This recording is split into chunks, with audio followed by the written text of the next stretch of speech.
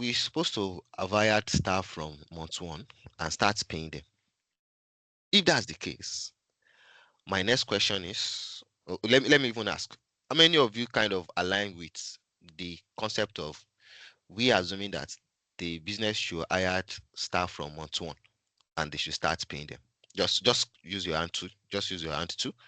If you kind of buy into that concept that, hey, the business should hire in month 1, right, and start paying those guys salary from month 1, just click on your hand to. Okay, thank you. All right. Oh, interest, fantastic. I love that. I love that. Yes, very good. Very good. So if you are thinking like that, you know what? You are correct. Right? But the next question is, if I'm saying I've not even set up my plant, I've not set up my office, and I'm saying it will take me 6 months to set up my office, get the equipment into the factory. The next question is, why do I need to hire staff during that construction setup period? Now, I know you guys are thinking like an accountant, but as I said, this is kind of operational model, and we are fixing it with project finance. If we now say, okay, you know what, we are going to employ guys, the next question is, what will be paying, or who will be paying those guys' salary? Which is the next question. If you are saying, okay, you know what, yes, let's assume the business we hire the staff and this they are on board already while the whole construction period is going on. The next question is, who and what will be paying those guys' salary? And this is the way I want you to think about operational model and also project finance. It's all about good cash management. It's all about cash transaction. Unless you are saying, oh, we employ those guys the first 6 months and we are going to hold them. that definitely will not work, right? So this is construction period. You cannot employ people and be paying them because there's nothing, no expenses coming in, no income is coming in. Now, the other way around is, yes, there could be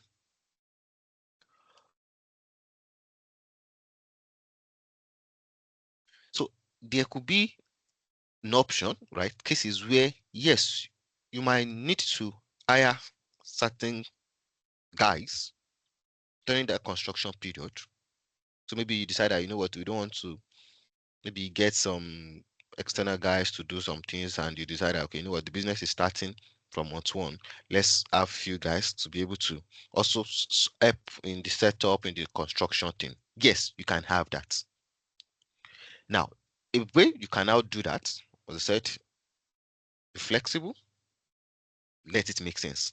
Remember, first one is, if you're hiring them during construction period, who will be paying, what will be paying those guys, right? Where will the money come from? So which means in that case, these are our salary and wages. We might need to create it. We might need to create another segment for it, and which we now, so as I said, there could be cases like that. So you have the first case, which will be staff and wages during construction period. And then you have the second one, which will be the staff and wages for operation period. So you can decide to go that route. But most times, as I said, infusion of project finance, what we usually do is those kind of expenses that are related to human resources, you know what we do? We put it as part of our capex and our use of funds. So maybe here, you see where we have these operational expenses, you create another line here, and you can include the salary of those guys that you expect them to do what? To hire during that construction period, and put the amount there. And you know that you've already considered those expenses as part of the total funds needed. And it kind of makes sense by the time they look at the cash flow that yes, what is paying those guys salary during that construction period is part of the money that you've raised. I hope that is clear now.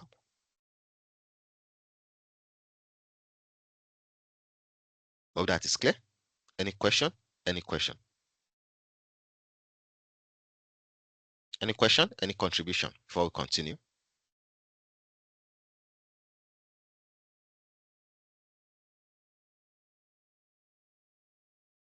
I should come again, please. Okay. Not this time, guys. I always take my time to do that explanation so that I don't want to hear that come again of a thing. Or maybe you join late. All right, so we are through with our operating expenses, right? Our SG&A, and we've also linked that into our monthly financial statements, and also consolidated that into our annual financial statements. Okay, so now we are left with one thing in our operational expenses, and that is what? That is our, let's deal with our net working capital, or net working capital, net working capital. So I'll go straight to my calculation and let me recreate. So I'll just copy these headers, the header 3 and 3.1. I'll copy it, leave, I think you should just leave a row. Leave a row after my total operating expenses, and I can paste that here and call this 4, which will be our net working capital. So 4.1 net working capital schedule. Net working capital schedule. All right, so remember, we're still doing it together.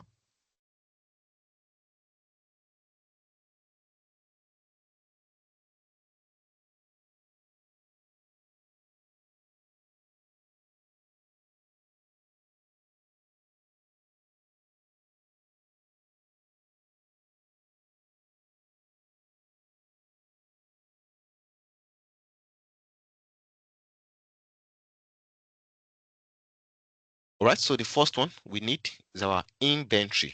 Inventory. Okay. The first thing we need is our inventory. And in calculating our inventory, let's look at the data that we need in order to be able to do the computation of our net working capital schedule. So the first one, so this will be our inventory. Right? Definitely, we are going to have a beginning balance while we adding.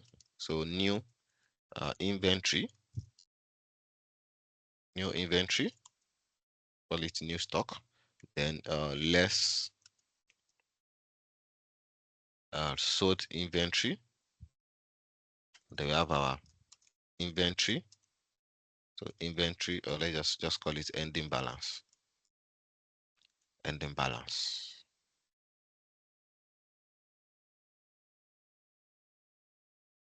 And to be able to calculate that, okay, so someone is asking another question, which I was surprised saw that most of you did. So he said, I noticed that you didn't factor in the incremental factor for salary and SGA in the calculation sheet. I thought that served as the inflation rate, not the cost rate. So I just feel, so when I saw some of you guys doing that calculation, I was kind of surprised because we took our time in doing that while we are setting up our input worksheets.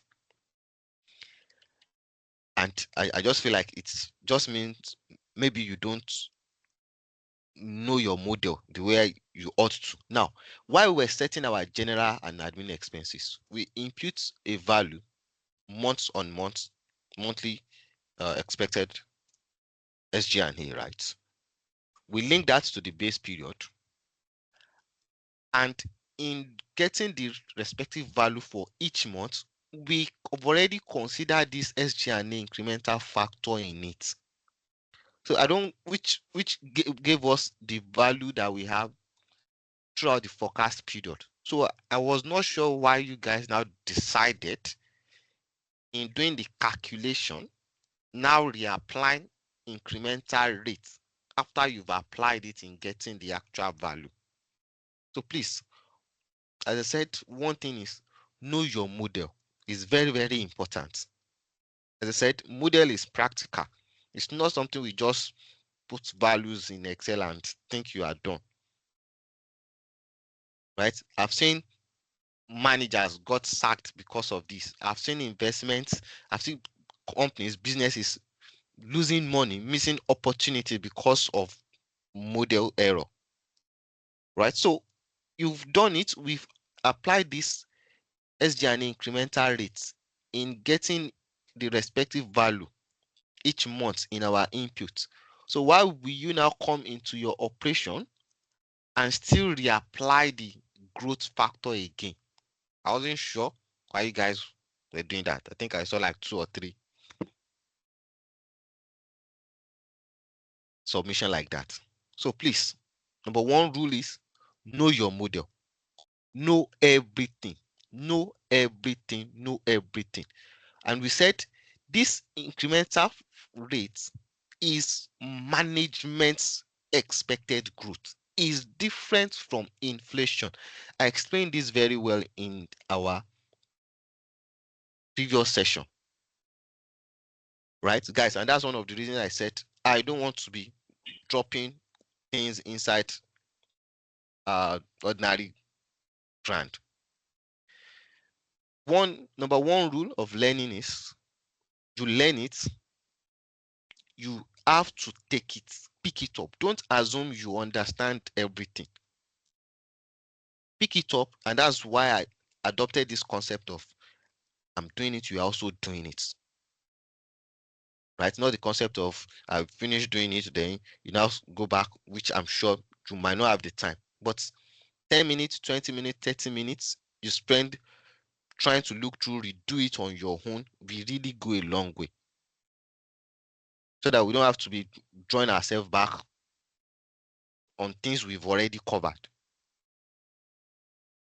Right? For example, one saying for me, I thought the incremental factor was to take care of inflation rates, inflation index. Those are the things that we've clarified in previous session. Please, attention is very important. Right, so for our inventory, so what are the things we need? One, we're going to need our cost of sales. We're going to need our cost of sales. We're going to need our inventory days. We're going to need our inventory days. Okay, we're going to need the days in a period. Okay, so let me copy this. So let's have our inventory ending balance. Okay, so let's put it this way. So please don't assume I understand immediately we are doing it. It is your own it's your own commitment, it's your own responsibility to be able to go back, understand everything in total. As I've told you guys, if you bring a model I built 3 years ago, right, and you are telling me that, hey, there's one error here and or here, or you ask me where is this coming from, I know it. Like I know everything. So which means you need to know your model. You can't be presenting a model to the client and client ask you this, and you are not even sure where the data is coming from. You are not sure what's causing the error and the other thing. So as I said, see, modeling is interesting, but at the same time, it is not as as simple as you guys think it is. As I said, it's a real business case thing. Imagine a business wants to get funding and they need this kind of operational model. Definitely it must be perfect, right? The financial we review it. You yourself, you need to be able to project your company as being able to meet up the financial obligations. So you can't afford to make error. Cannot be asking you, hey, in your model, and you can't answer it. So please, guys, it's part of the learning. It's part of the learning. It's part of the learning. Okay. Hope you have this beginning balance, any inventory, less inventory sold, and the balance, and this. So now for those line items that we can link, our cost of sales. So let's link our cost of sales. Let's link it to the cost of sales calculated. Link it to your cost of sales calculated. You can put that in link sales styles. Please, nobody should ask where did we get cost of sales from. Know your model. That's number one rule. Inventory days, I will link that to my inventory days as well. My total inventory days. Link that. And my days in a period, I also link that. I said, don't ask me where that is. By now, I assume you should know everything in your model. Know where you have all your data in your model.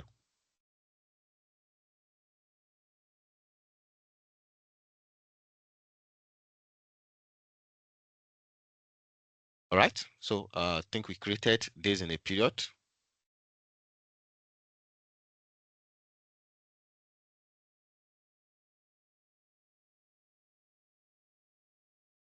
Let me see. Did we remember to create that? Days in a period. Days in a period. Okay. I'm not sure we remember to create that. So should we create it in this operating? Okay, yeah, let's create it here. So equal to my current end date minus my previous end date. And that should give us the days in the period.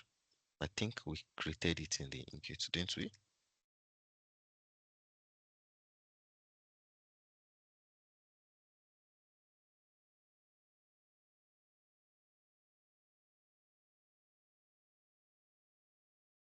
Okay, I think we didn't create it. Should we create it in here? Okay, you know what? Let's create it under our timeline so that everything can reference a single cell. So let's go to our control worksheets under our timeline, insert a row, and call this days in a period. Days in a period. So I said most times, as you are building, if you are in need of a data, you go back and create that data. So it's not as if when you start the model, you kind of automatically know everything you need. So as you need it, you go back, you create that calculation where it's needed. So days in a period. So go to your control worksheet under our timeline. And to get your days in a period, so the current end date minus the previous end dates, that will give you the days in the period. Do for month one, copy it across, and now we can go ahead and link it to the days in the period. So you can keep the row constant so that by the time we copy the formula across, it's still referencing that same cell.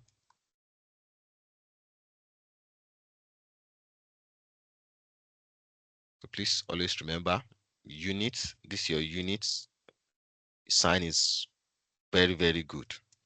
Always keep that in mind for this currency too. Okay.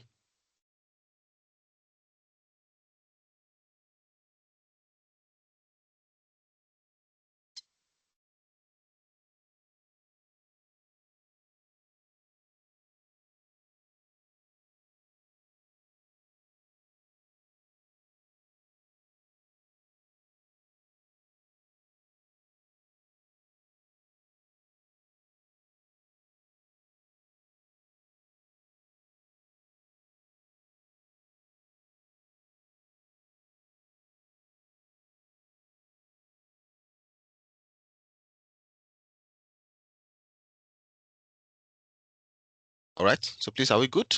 Are we good? Any question?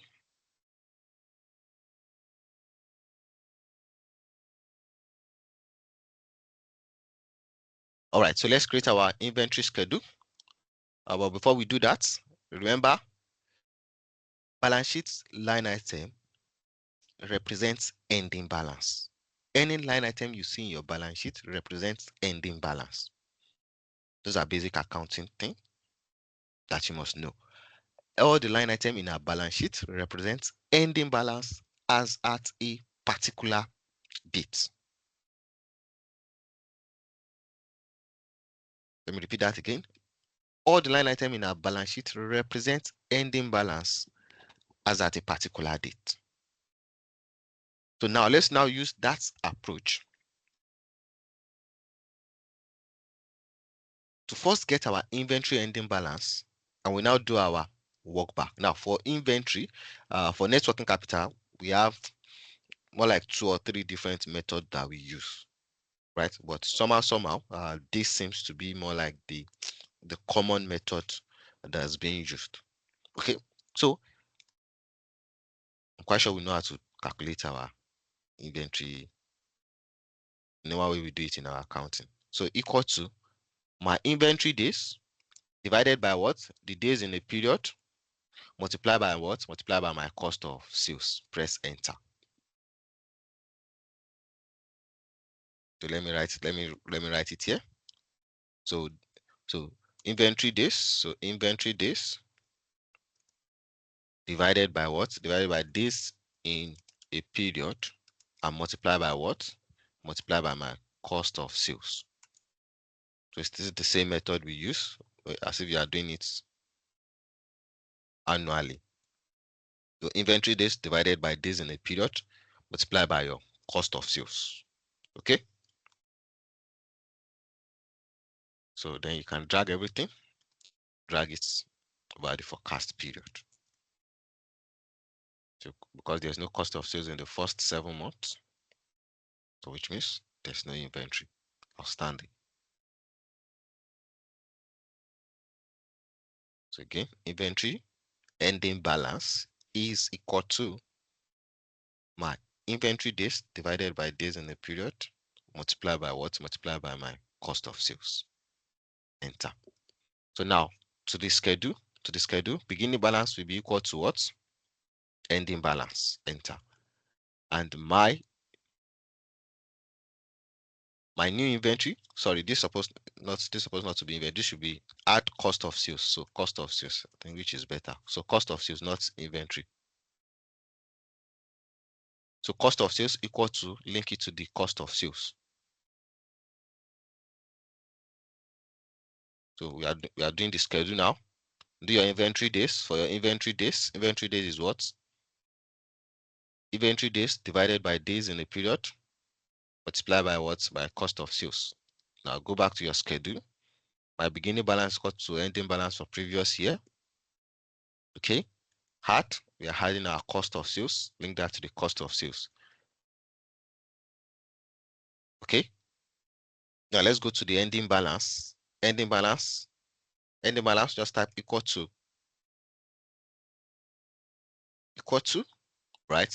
My beginning balance plus my cost of sales minus my sold inventory. Yes, the sold inventory is still blank for now, don't worry. So go to the ending balance and type beginning balance plus my cost of sales minus the sold inventory.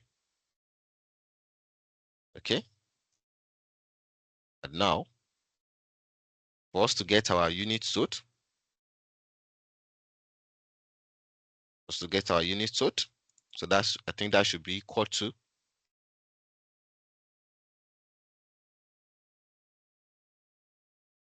open my bracket, my beginning balance plus my cost of sales, right? Then minus the inventory ending balance that we've calculated here. We just use that just give us the difference.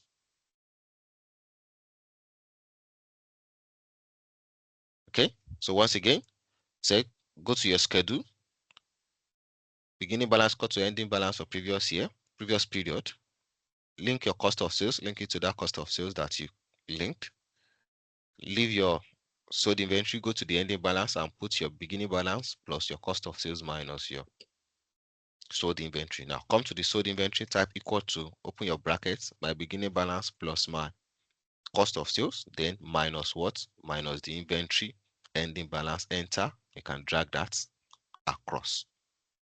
So you see that the ending balance will be the same thing as the ending balance that you've calculated. Make sure you look through, make sure the ending balance in your schedule is the same as what you have in the inventory calculated ending balance.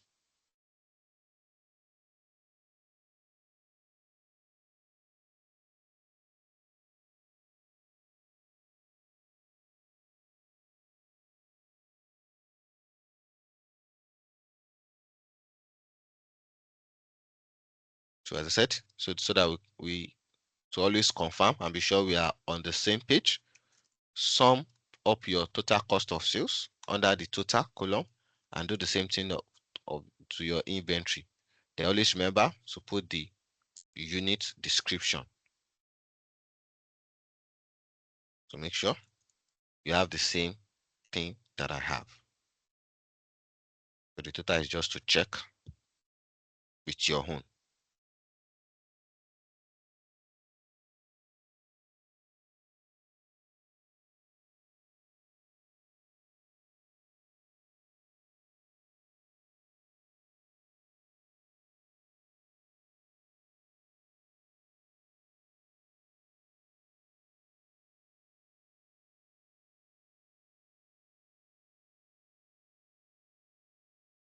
To get so to get which calculation, I think I was slow. I was very, very slow enough and I kept on repeating it. Which calculation, please? Can I take the inventory sold? So as I said, one, you've calculated the inventory ending balance. Okay. So it's like you are doing a walk back, a walk back. You are doing like a walk back. So you've calculated your inventory ending balance, which is your, but I don't think anyone should be asking this if you are in this session. This is advanced class and these are just basic networking capital formula. So inventory days divided by days in a period multiplied by cost of sales. I kept repeating this almost 20 times already. So I think you should have gotten this. Then come to your schedule, beginning balance, closing balance of previous period. Link this to your cost of sales. The inventory. So as I said, now that you have said this inventory represents ending balance, now we go straight into our balance sheet. Okay. So if you've gotten this ending balance created already, and you have your beginning balance, you have your cost of sales linked, right? You only need to get this guy, which is more like a work balance, equal to beginning balance plus my cost of sales minus the ending balance that I've calculated. Press enter and you drag it across, and that will give you the difference. And by the time you look at the ending balance formula which you've done, it will be the same thing with this ending balance that you've calculated.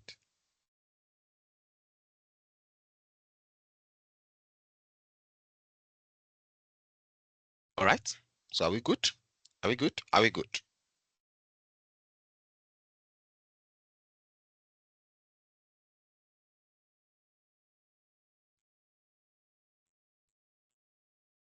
Are we good?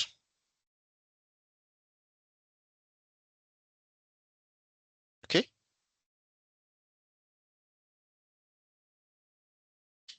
All right. So now we've done for inventory. So the next one is let's do for our what? Let's do for our receivables. So I will leave you. I will do my own. You to go ahead and do your own. It is a practical session. The same approach we've used for inventory. For receivables, what will be our driver for receivables? I'll leave you to do that. So let me go ahead. I also do my own. So receivable. Yeah. So as I said, I do not expect anyone in this session not to know how to do this. Yeah, right. Because I believe you should have covered this in while you are doing your basic Excel.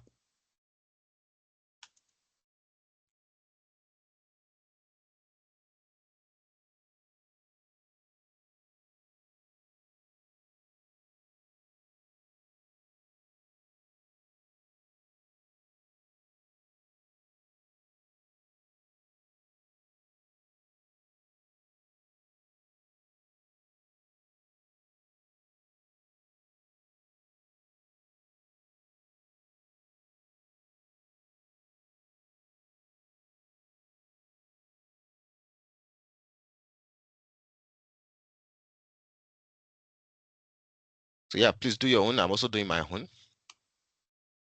Set, yeah, becoming advanced modeler.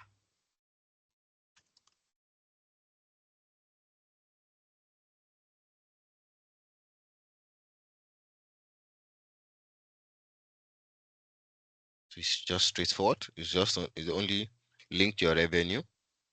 Uh, the initial one was cost of sales. Now you are using revenue.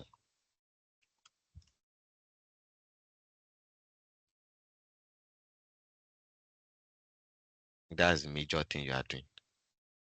Right? Since you've created the schedule, so automatically pick the correct line item.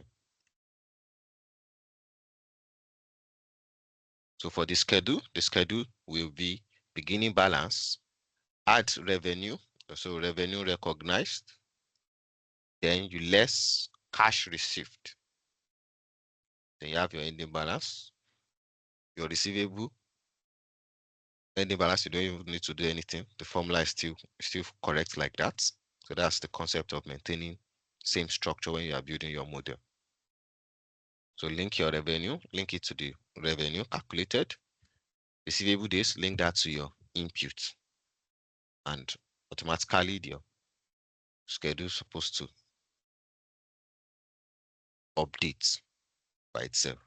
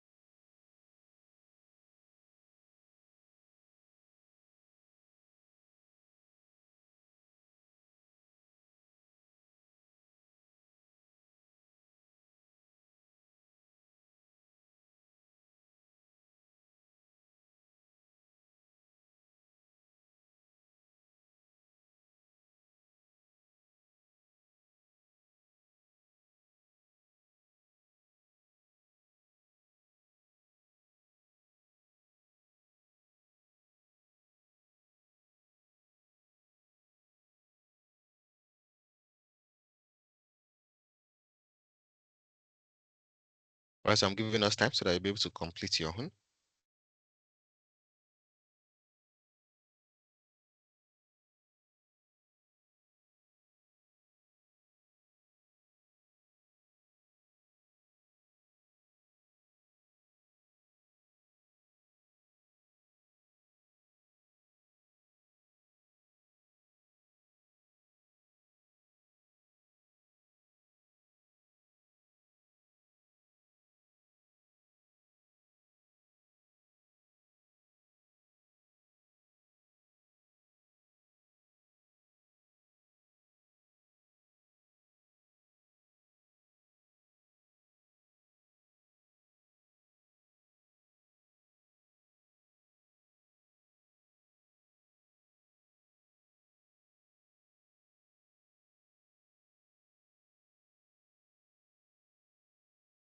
So please, once you are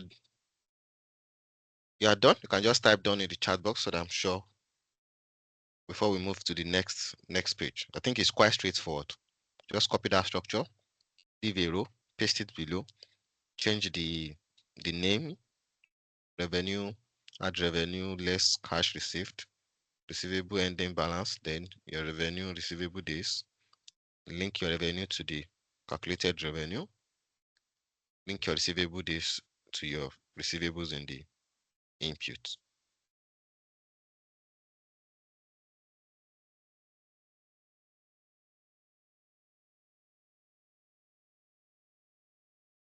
That should not take time. Okay, so in case you are done with your own, let's go straight to trade payables as well. So I'll copy everything from here, copy it, then paste it here. And this becomes our what? That's our trade payables. So also go ahead and do for your trade payables. So for our trade payables, trade payable will also be using cost of sales, then less cash paid, then trade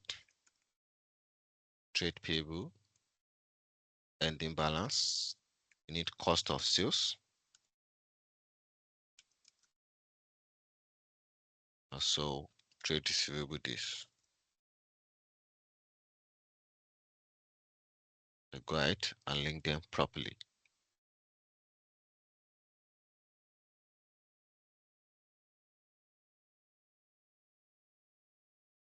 So please, in case you are getting a different figures from what I have on my own, I said I can be wrong as well when it comes to modeling.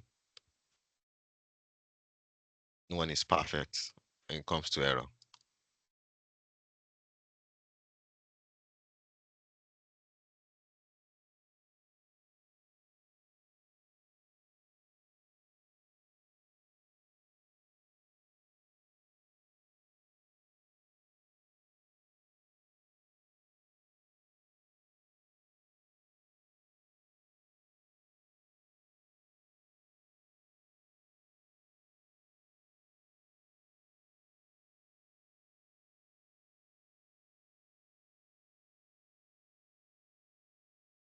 So, and also do the same thing for accrue on other liabilities.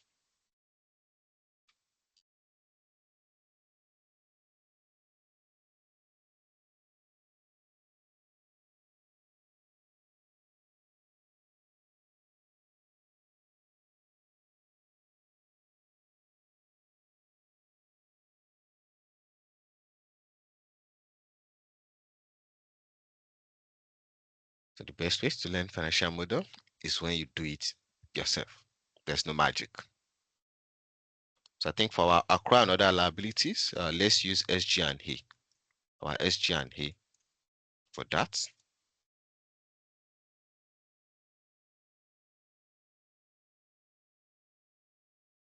Accrue and other liabilities, let's use SG and A. Yeah. So instead of cost of sales, so SG and A.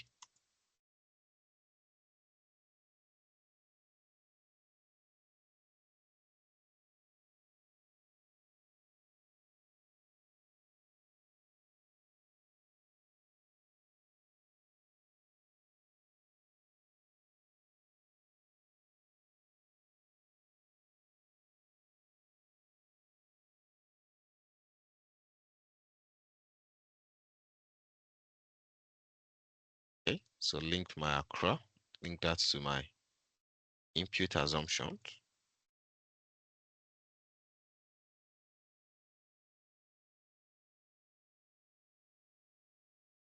And now link this to my SG and A.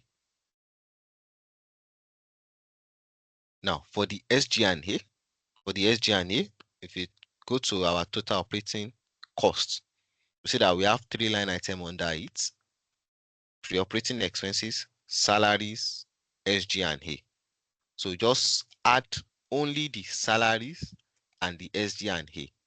Do not include the pre-operating expenses. Do not include the pre-operating expenses. We should have this. So please check in case you're having a different figures from my own. Let us know. So for Accra, let's use our SG and A, which is the combination of our salaries and the operating expenses, excluding pre-operating expenses.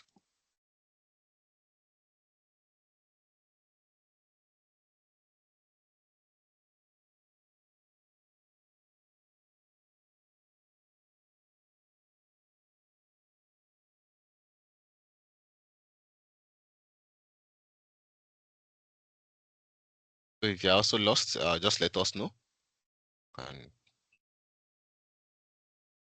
can just pull you back.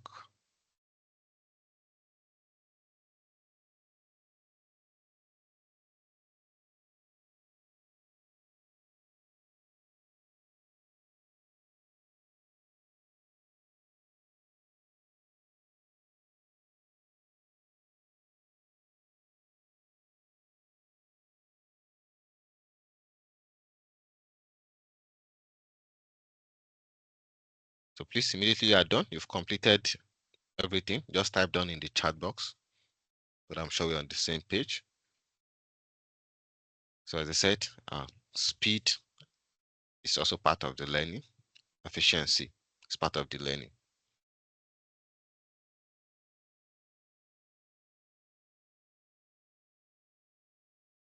Let's get done with all your working capital. Please also check that our total is the same.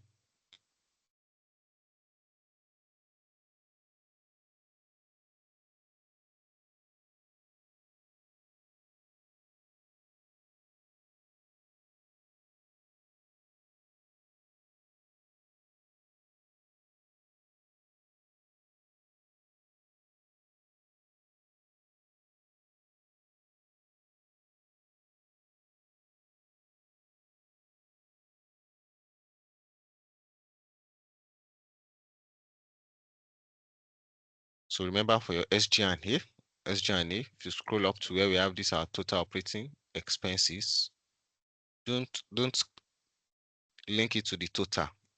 Just put equal to my salary plus my SG&A. Yes, leave pre-operating expenses out of it. That's those two will make up our SG&A. That's what you're linking here. Then go ahead and link your accrual and other liabilities from your inputs.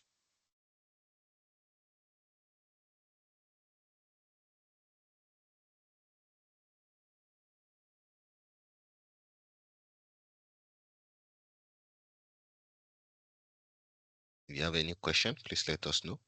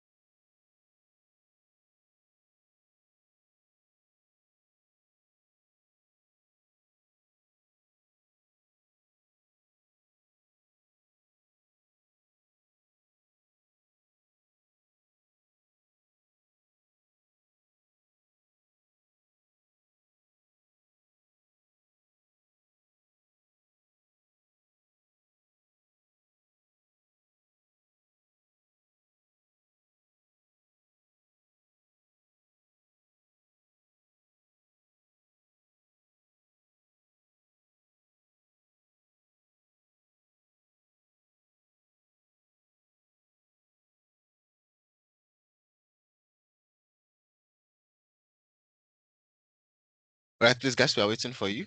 So that when you're done, just type down in the chat box before we go ahead to the next thing. But I'm sure we are all on the same page.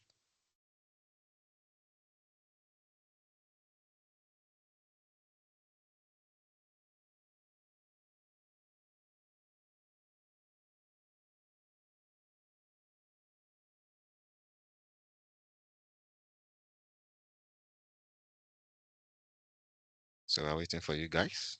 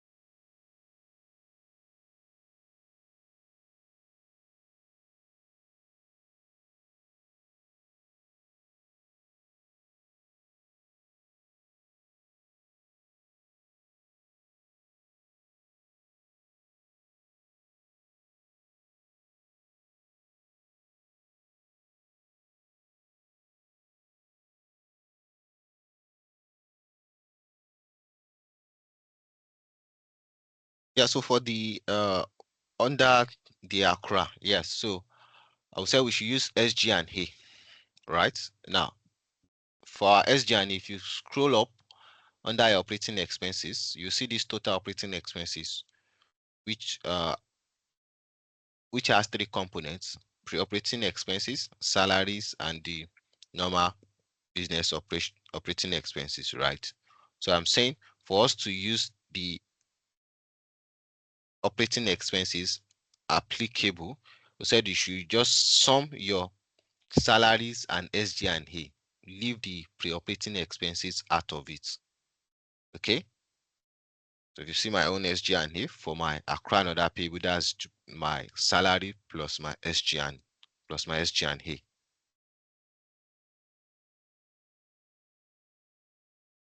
Okay.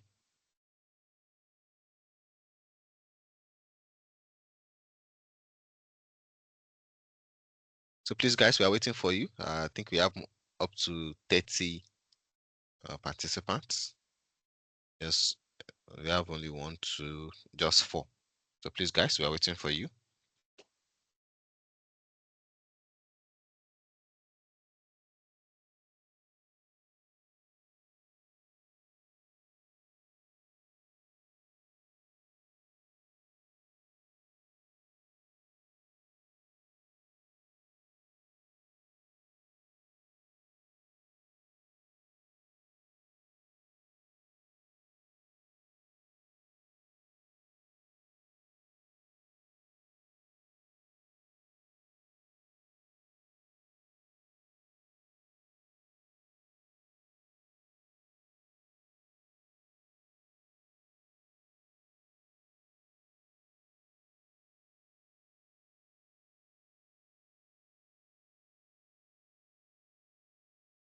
All right, our time is moving fast. Time is moving fast. So please, let's go straight to the next thing. I think this should not be, this should not take us time at all.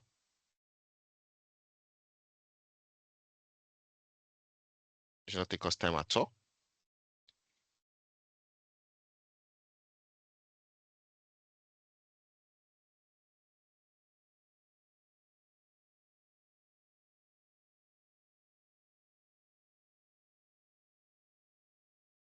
So, which is what I expect everyone to have done. So I know some of us submitted, then you have the different figures, and I shared my own updated version. So I expected us to have used that version to update your own version so that we are on the same page. You have the same figures. Okay.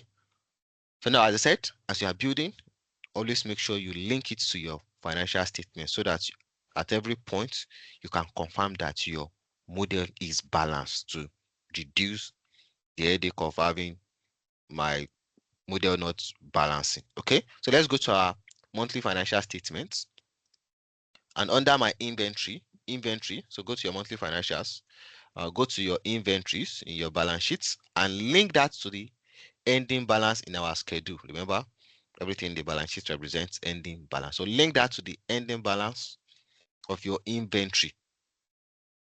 Ending balance, and drag it across the 60 months. Drag it across the 60 months.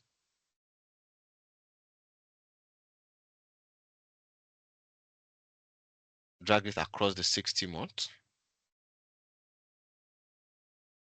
And our model is supposed not to balance. So what's happening here? Oh, okay.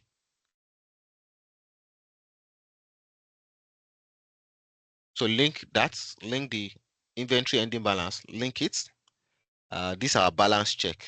So if you click inside this balance check, you see that we've not highlighted the whole forecast month. So just try and drag it so that we highlight the whole 60 months. Yeah, so it's supposed to show model error.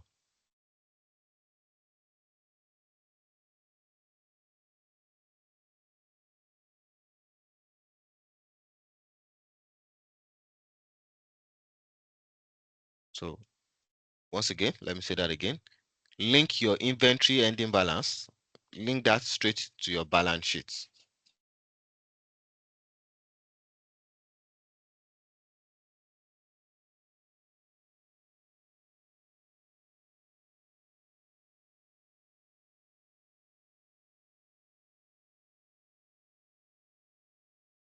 So link your inventory ending balance, link it straight to your balance sheet. Okay, this is our balance check. This is our balance check. If you click inside it, you will see that we've not highlighted the entire forecast range, right? So just make sure you drag that range.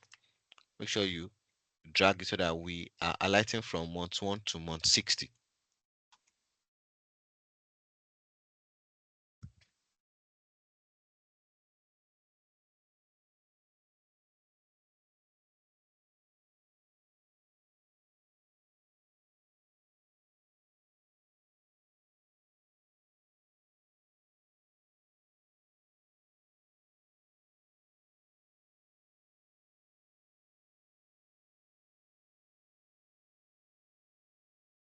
So highlight that.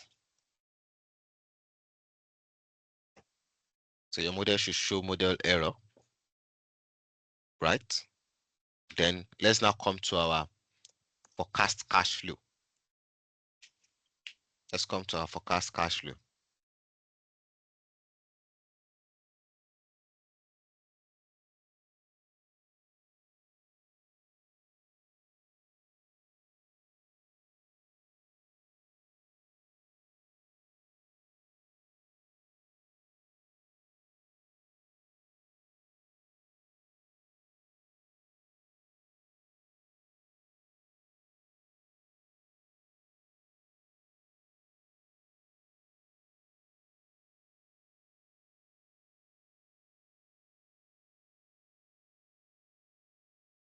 All right. So now let's come to your cash flow. Let's come to the cash flow. So what I'm going to do is this changes in net working capital. I will just copy these movements in trade receivable and rename this to movement in inventories. So movement in inventories. Let's call that one movement in inventories. Movement in inventories. And please, what's the formula for our movement in inventories? It's the same thing as changes in inventories. What's the formula? Anyone?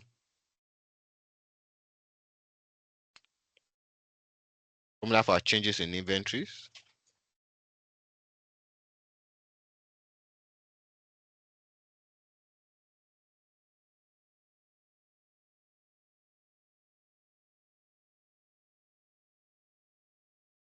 What's the changes? Changes in inventory, changes in inventory, changes in inventory.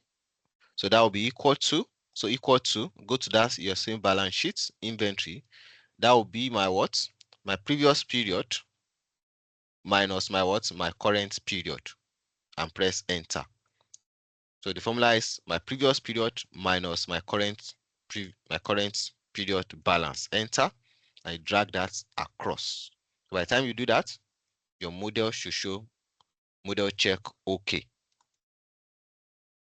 By the time you do that, you show model check OK. So the changes, movement in inventory is your what? Your previous period inventory balance minus current period inventory balance. So for assets, it's always previous period minus current. For liabilities, it is current minus previous.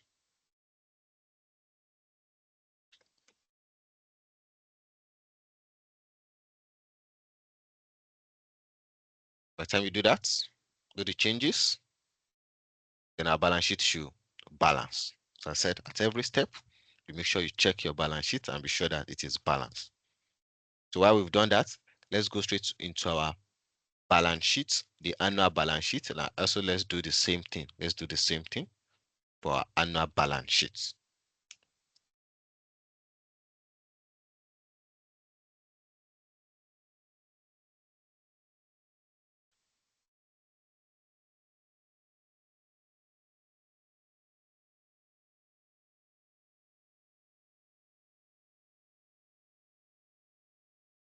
Once we are done with the monthly, let's now go to our annual balance sheet and let's consolidate that into annual figure, right?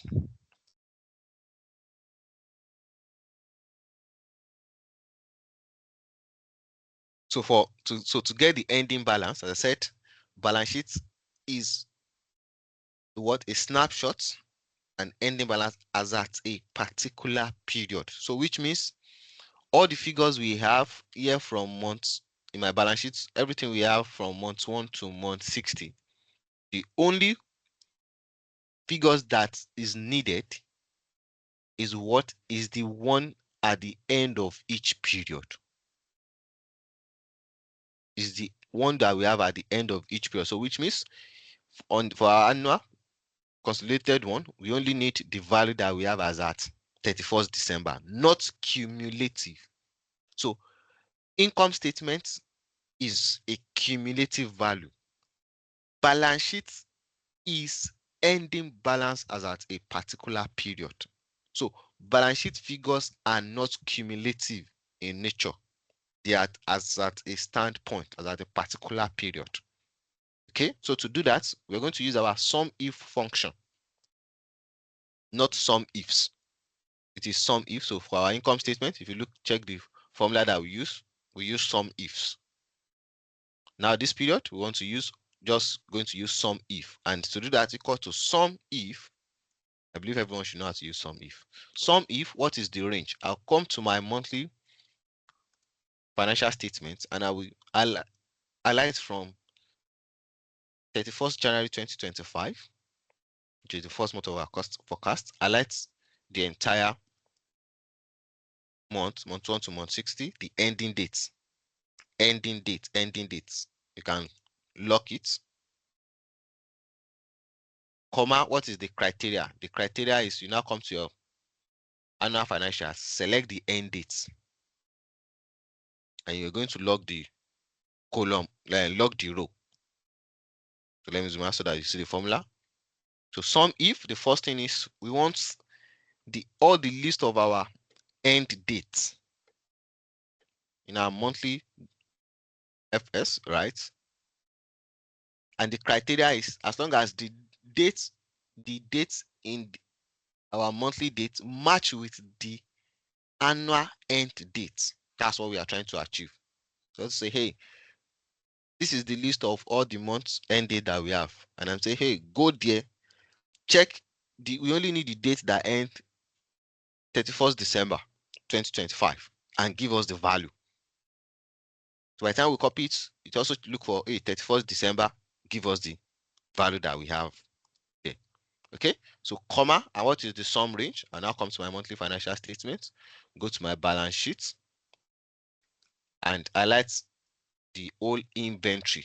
Highlight the whole inventory, but this time you are locking the column so that by the time you copy it down, okay, I'll close the bracket and press enter. So let me show us so you can see the formula. So sum if, again, go to your monthly financials, the end date, 31st December, so like that, 31st January, 31st February. So those dates range. I like everything. Keep them constant. Log both the row and the column, comma, and the criteria is what? Come to your annual financials, select your end date. End date of your annual financials. Make sure you keep the row constant, comma, then the line, what we want as a result. Then go to your monthly financials and highlight everything that we have under our inventory from month 1 to month 60, and you log the column. Right, press enter and you get something like this. You get something like this.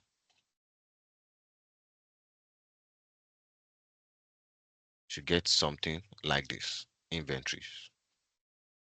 So this is the ending balance for each period. So please also remember to let's add our currency sign. It's always good.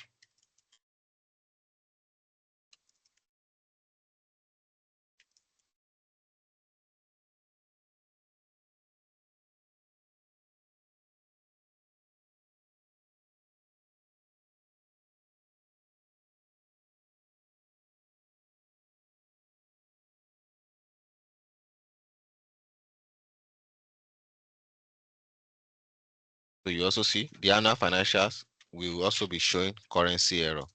Will be showing model check error.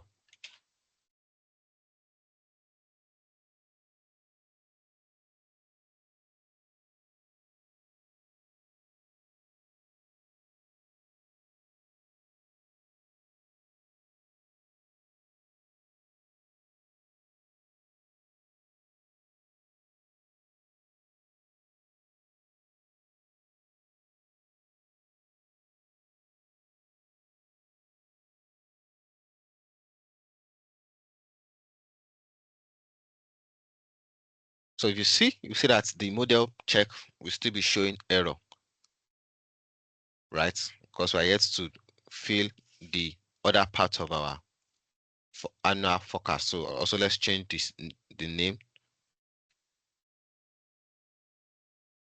Okay, let's change the name to also movement in inventory. Movement in inventories. Movement in inventories. So let me see if we copy the formula we used inside our sales. We copy it down. Okay, good. Yeah. So you don't need to do any calculation for the movement in inventory. So what you just need to do is copy the formula that we use in our sales. If you copy it, right? So because both the monthly financials and the annual financials, they maintain the same structure. They said it's only balance sheet that has ending balance, but income statement, cumulative, cash flow is also cumulative. So you just copy it and paste it here. If you've done your cell referencing properly, you see that your model is to automatically copy that formula and your model check should be okay.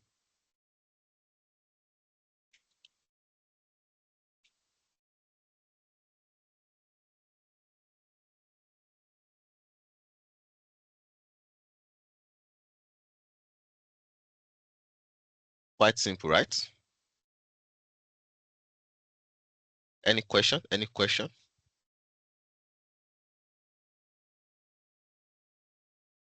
All right. So if you've done that, now the next thing is let's go ahead, do the same thing for your trade receivables. Do the same thing for your trade receivables. Let's do the same thing for our trade receivables. Go to my monthly financials, equal to, link that to my what? To my calculated receivable ending balance. So my receivable, copy it across for the period. My model will throw up error check.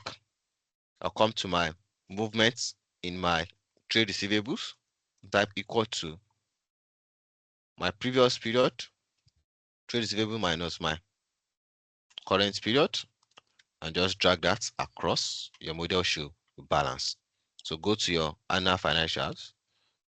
All you just need to do is just copy down the inventories, copy it down, go to your movement in trade receivables and also copy the formula down, and your model should be okay.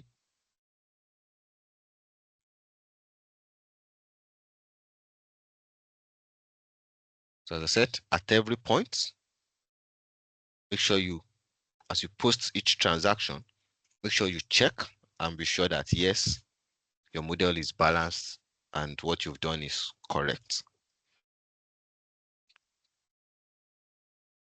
So that way, you don't need to give yourself a headache of having to build the whole model. When you are done with the model building, you are now struggling with what's causing the model not to balance. Yeah. So at every point, you post a line. If it's not balanced, you ask, what have I not done? What's causing the model imbalance?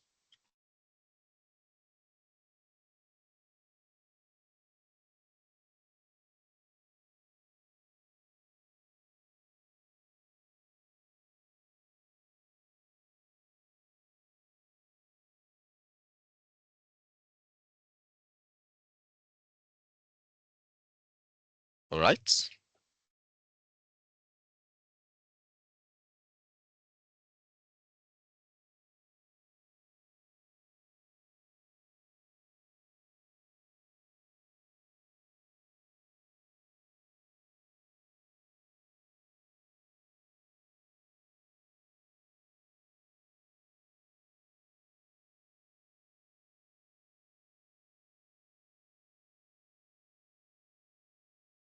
what is my summation? Okay, yeah. So as I said, for the annual financials, right? So considering, as I said, as long as you maintain the same structure across, you don't need to write any formula. Just go to this our sales that we have here.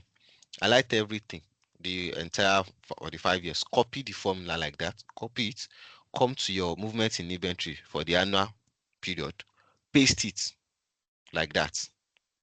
What's the summation for movement in inventories on the monthly FS? There's no summation in your inventory.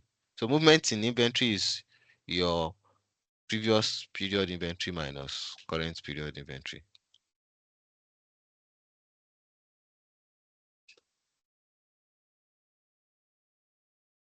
All right, so please let's go ahead. Let's do for the inventories. Let's do for the inventories. Let's do for the inventories.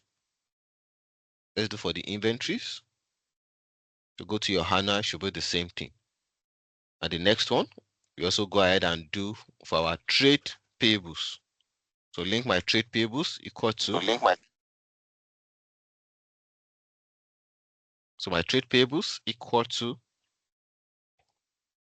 link that to the ending balance. Drag it across for the period. So go to your changes, the movement in inventories in our trade payables. So set the movement is equal to what? The current period minus previous period. That's for anything liabilities. Drag that across. Check your model should balance. Go to your annual financial statements. Just copy the trade receivables formula, paste it in our trade payables.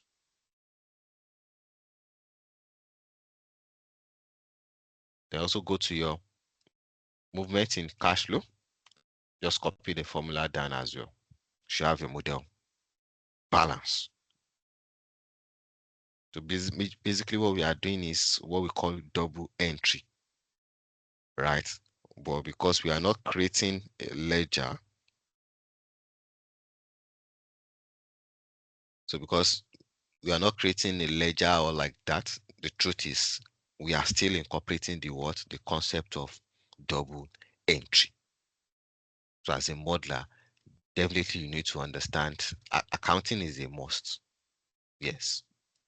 Because all we are doing now is actually double entry. But because we've not created the ledger for us to see the movements, but you automatically know that if this is coming here, this is supposed to come here to balance each other out.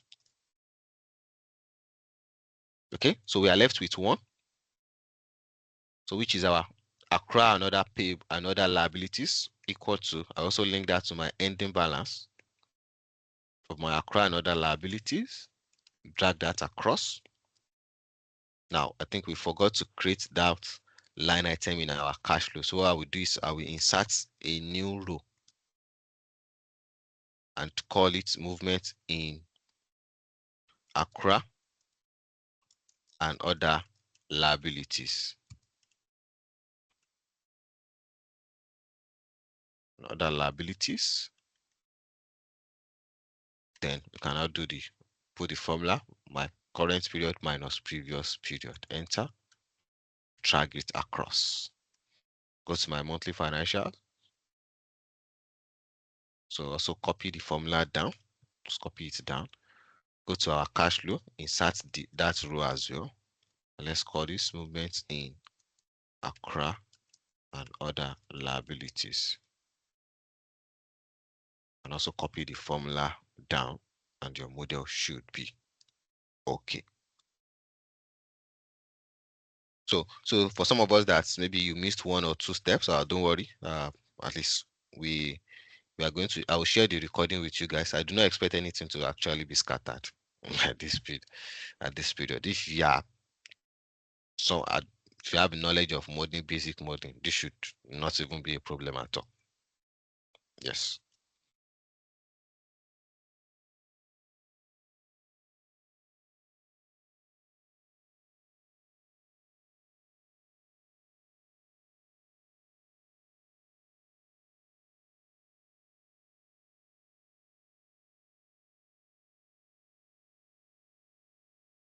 All right.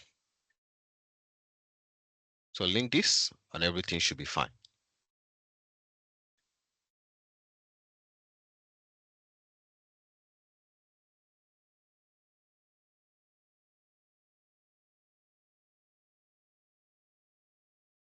So please, so that I'm sure, not as if we're just doing it and doing it. Please, maybe if you got lost, just type yes in the chat box, so that I want to know the percent of people that we are on the same page and people that are lost, so that I don't go ahead and just keep building on, whereas you are left behind. Please, if you are not on the same page with us, just type yes in the chat box, so that I can know the percent of people that's not following.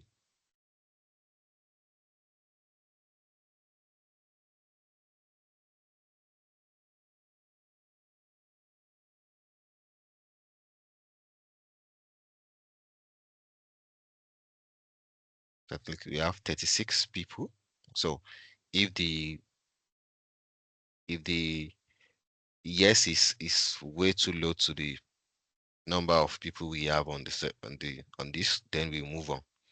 Right. As I said, we are not I should not I do not expect anybody to be having not to understand working capital or how you post that in the accounting in your financial statements at this stage. If you did the same thing, it was also part of your initial task that we did. So we have 36, and I can see 1, 2, 3, 4, 5. So 5 over 36. You see that it is low.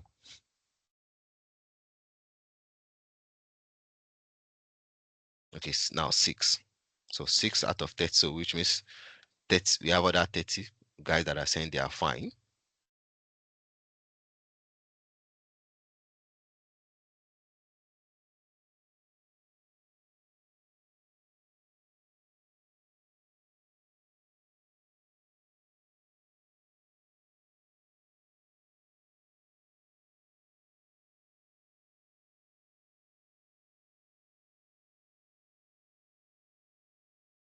Okay, so the percent of people saying they are lost is way lower to the percent of the population the number of participants we have. So don't let us say because of that uh we should we should not continue. So sorry guys.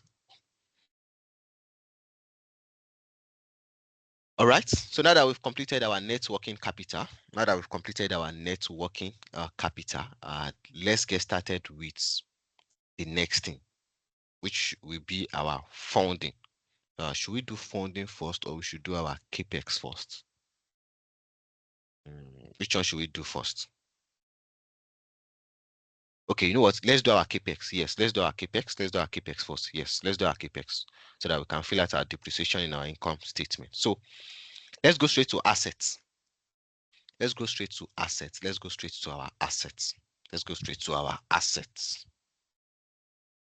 Let's go straight to our assets. So please come to your input. Take a look at your capex. Take a look at your capex.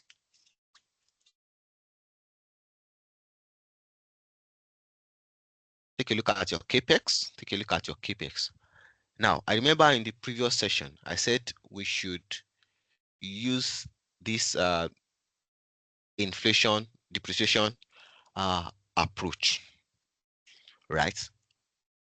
Where we are saying depreciation and we categorize them under tangible and intangible. Okay, this is my spelling of intangible. Right? But we are going to make updates to that. Now, considering, as I said, because it's operational model, right, which we also need to be able to model the reality and how it works. The truth is, most times, those assets usually have different lifespan. In a typical operational model, you cannot categorize all the assets as one. We need to be able to do what? To split it. So what we are going to do is this.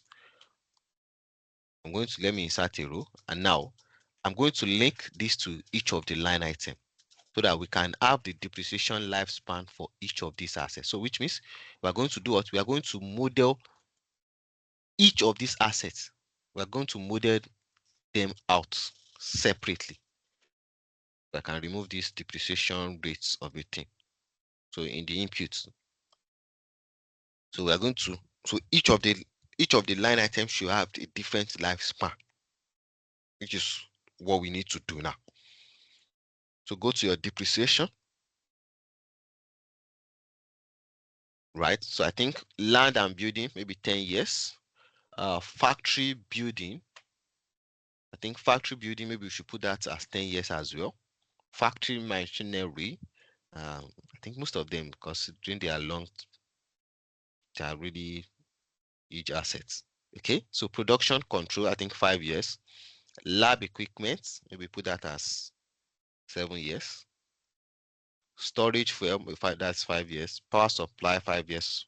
Supply chain, 5 years. So please let's go ahead and make these updates.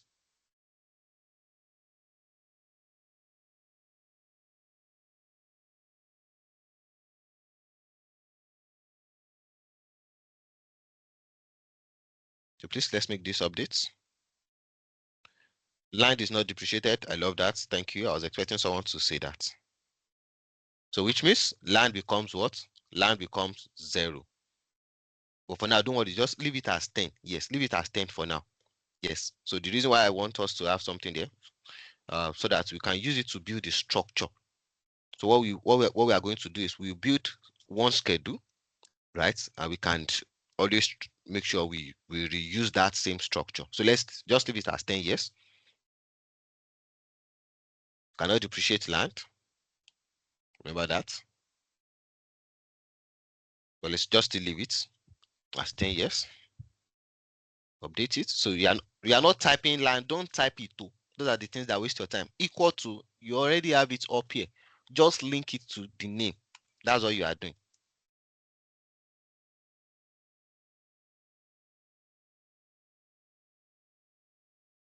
Okay.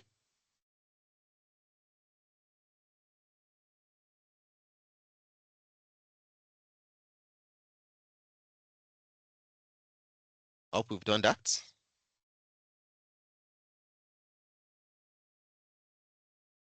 Hope we've done that. Hope we've done that.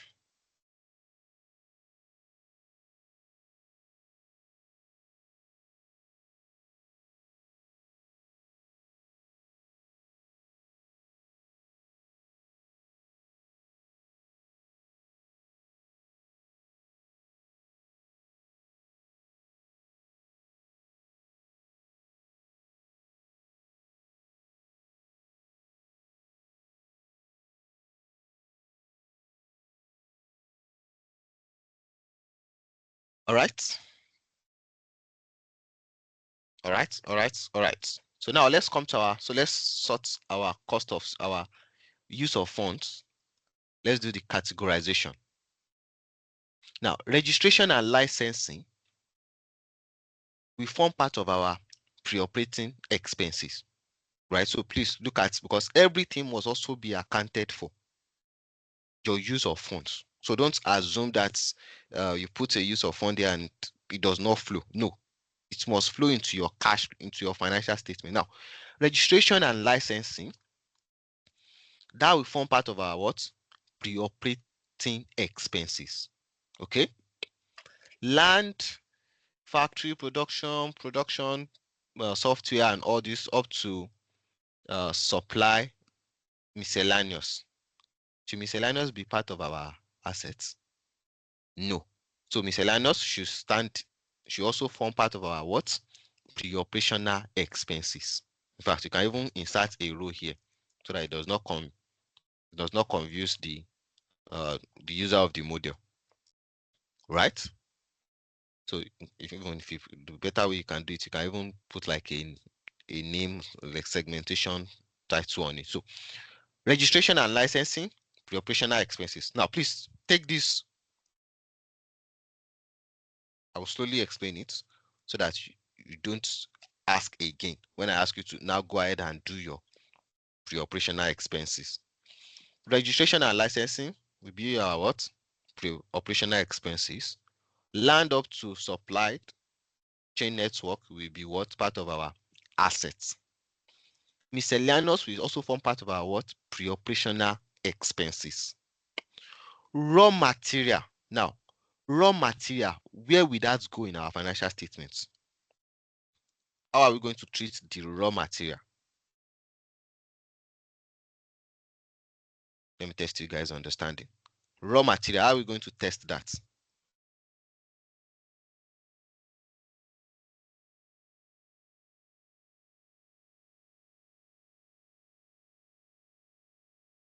Perfect. So which means raw material is already part of our what? Inventory. Is already part of our cost of sales. It's already part of cost of production. So which means this guy, we don't need to do anything about it because we assume this is just a provision, a cash provision for what that we need to use in buying our raw materials, and which is the same thing which flows straight into our what? Into our cost of sales. So that's one. We don't need to worry about that. Operating expenses as well. We don't need to worry about it. As I said, for these operating expenses, normally what we usually do is by the time you're done with your model build, right, you look at your operational expenses for the first 3 months, right? So for example, what we have here is month 1, month 2, month 3. So if I sum this together, the first 3 months, right, then multiply by that our 1,000 units. So that's around 63,750,000. And how much are we budgeting for here? Which is 100,000.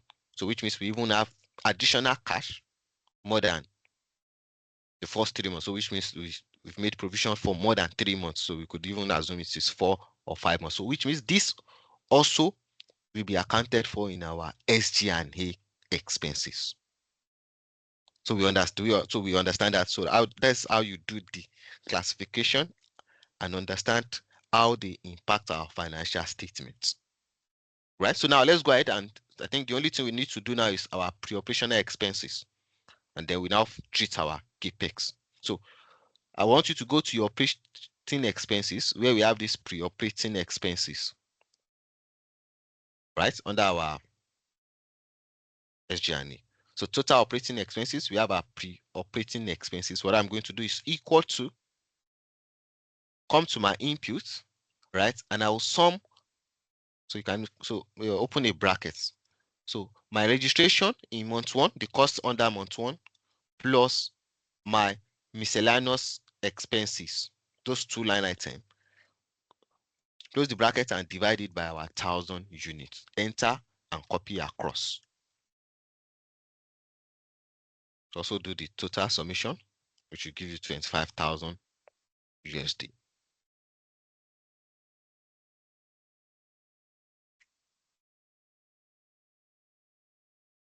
Okay?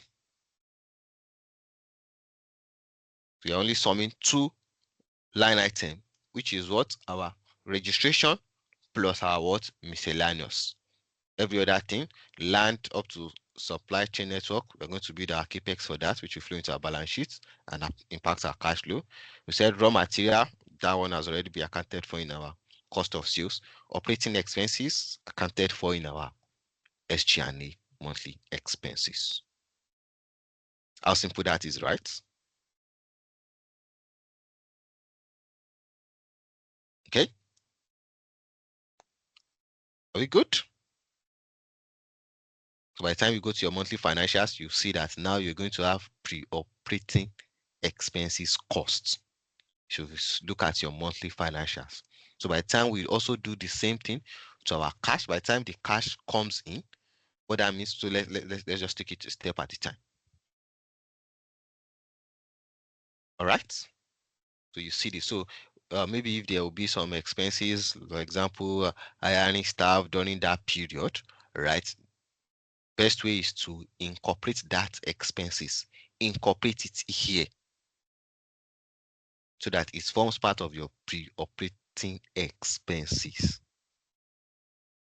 Okay, and I'm sure by the time when you also get to the tax guys, I think there's also like a allowable tax, allowable loss uh, during that construction period, which is business is assumed not to have started, and if you can use it, you can offset it, and the whole thing. So different story around this when it gets to tax. Now let's now go to our assets. Let's go to our asset. Let's go to our assets. Okay, let's go to our assets. So equal to I'll come to my inputs and link those initial assets. Sorry, let's copy our header. So I can come to my operation, just copy the header style, put it here. So put this, call this one our. So this one is our capex or capital expenditure,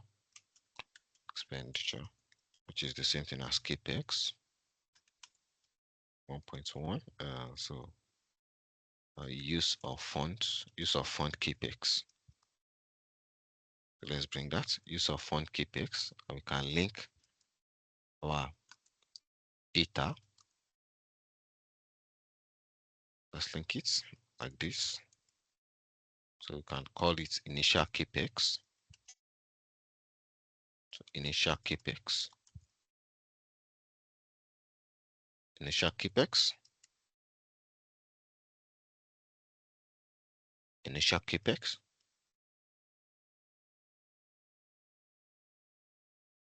So now let's put this in our unit 1000. Also currency 2. So we have it in 1000. And now you can go ahead and link them from. So equal to, just link them from the input. Link them from the input. Remember to divide it by 1000.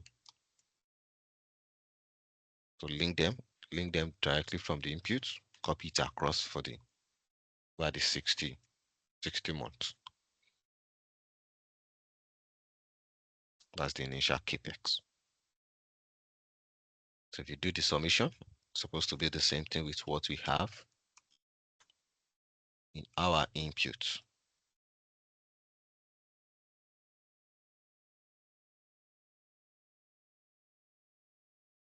You can also put it in our link cell style so that they know that it's linked from input.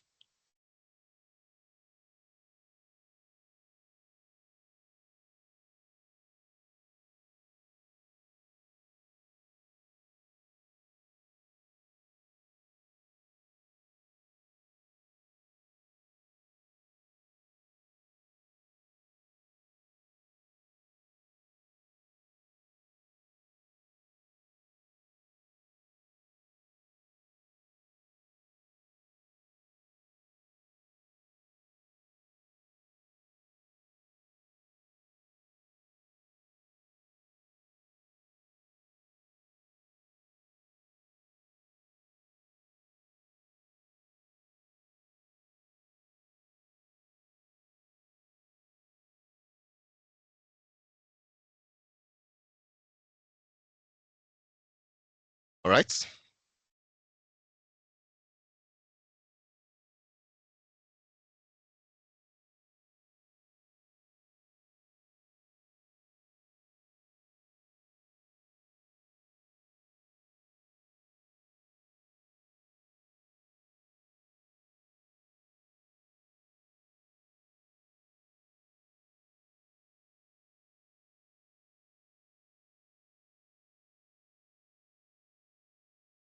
All right. So now this is the initial capex. Now, also keep in mind that we cannot start depreciating an asset while it's still work in progress. So which means one, we have initial capex, then second one, we now need to have our what we call our capex for depreciation. Capex for depreciation. Capex for depreciation.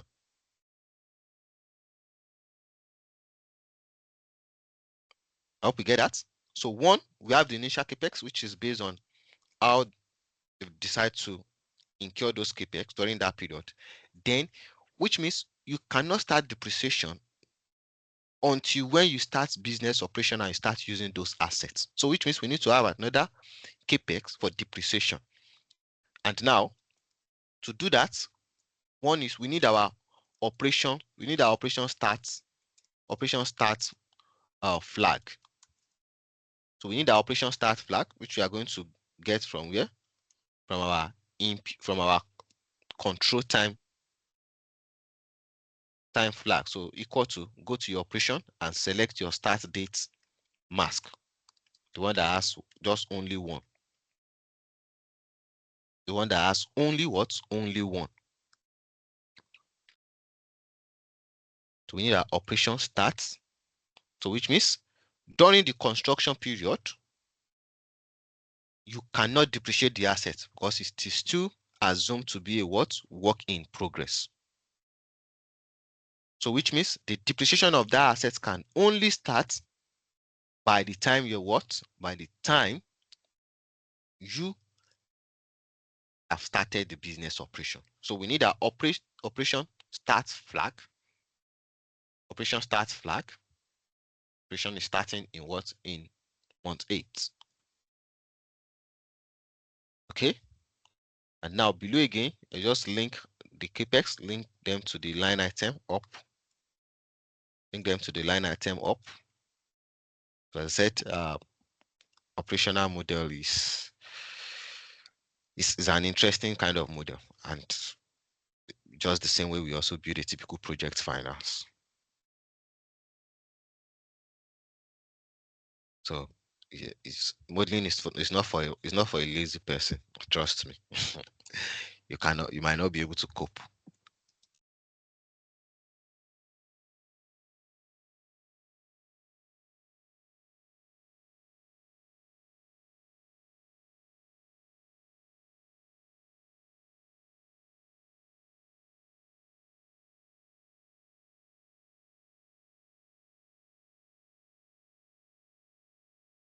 So just link the same line item, just type equal to and link it to what we have up here.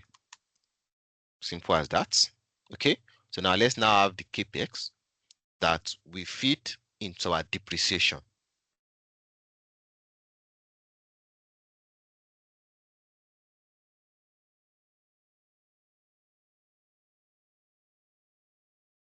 All right. Any question? Any question? I hope it's making sense. I hope it's making sense.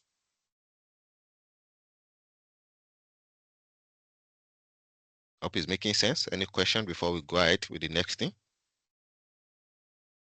So we have our capex based on how we incur those expenses on setting them up.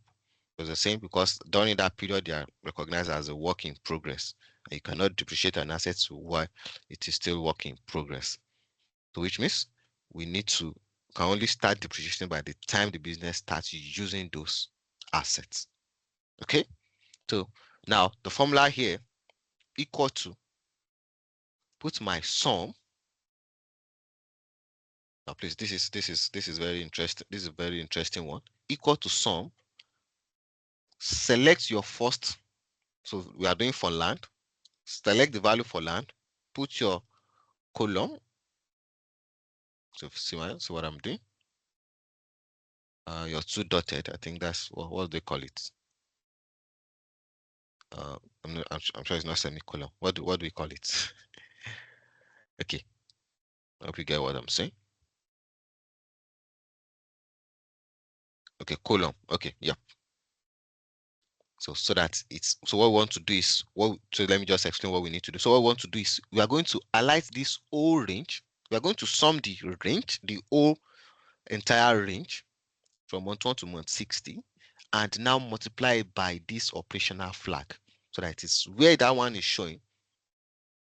That's where we are going to get the total summation of the assets and when we can start recognizing the depreciation. Now, we could also have a case where each of the assets has different time where depreciation can start. So which means if that's the case, you need to create an input that creates that flag. But for this one, we are assuming that all the assets, we start depreciation when the operation starts. So equal to sum, right? Select the first cell, then put your column. So by the time you put the column, it's telling you that it's summing. My own is U12 column U12. Now the first one, just put a dollar in front of the first U. So because we want to sum a range, so at every point it will always sum from the first month, we copy it to the month 2, we sum month 1, month 2, copy to month 3, month 1, so which means it starts the summation from the start month to the any current month we have, right? Close the bracket and multiply by what? Multiply by the operation flag, which you're going to keep the row constant. So by the time you copy it down, still referencing that same operation row. So press enter. I can copy the formula across for the 60 months. So if you go to month 3, you see that it's summing everything. It's summing everything from what? From month 1, like that. I can copy the formula down. Copy the formula down. So make sure you do your summation by the row so that you're sure that everything has been done properly. You see that? So which means this is when we can now start depreciating these assets.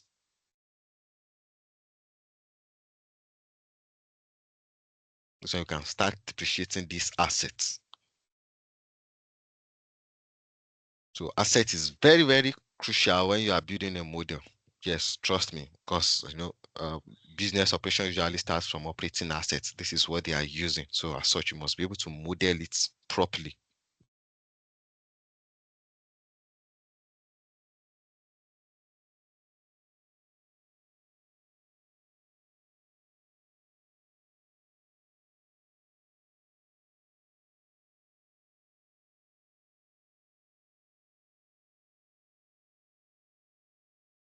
All right. Are we good? Any question? Does it make sense now? So which means this is the capex. This capex will flow straight into our balance sheet, and this other capex will be where our depreciation will start from. All right. So now let's build the first one. Let's build the first one. Okay, before we build that, so let's also bring in our maintainable capex. Let's bring in our maintainable capex. So maintainable, let's bring in our maintainable capex assumptions. So equal to, so you can also link it to the same line item. So let's bring in our maintainable capex. Let's bring in our maintainable capex. So equal to, go to my input where we have the maintainable capex. Yes, donor currently is blank. So make sure you divide it by 1,000. Remember to divide it by 1,000, even though it is blank. Even though it is blank, make sure you link it like that. And remember to divide it by 1,000. So link it to your maintainable or incremental capex.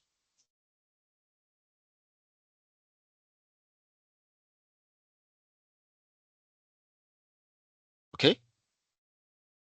So link it like that and put it in our link cell style. So that we remember that, yes, this was linked from somewhere. If you want to have the total, we can also have the total in our total column. Okay? So for this maintainable capex, I think we have like two method that we use. So the first one is more like a management maintainable capex where they have the option to impute the expected maintainable value, which is the approach we are using. Then the second one is the one we use as a factor of depreciation, right? But don't let us stress ourselves covering that. Yeah. So I hope we have this, you have this, you have this. So let me copy this, our second header, and paste it here. And I'm going to call it 1.2. So this will be our asset schedule. So this become our asset schedule. Our asset schedule. So I'll call the first one PP summary. So this will be like our summary. So beginning balance, add new capex, then less depreciation, and we have our ending balance. So this will be like a summarized schedule which will flow straight into our balance sheet.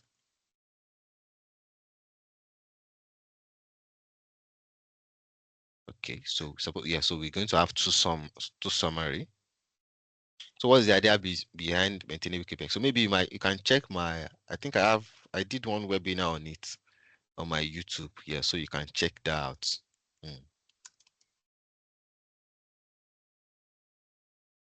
So let's call this summary. So the first one will be PPE, property,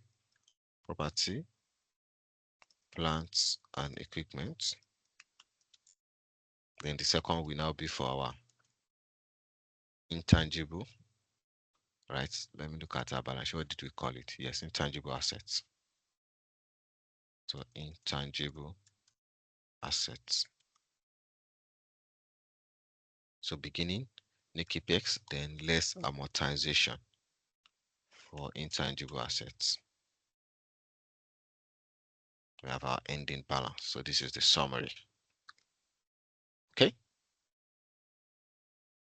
Now we can now get started with our leave two rows. So this will now be equal to the first asset, which is land. So you can copy this structure as well. Just copy it and paste it here.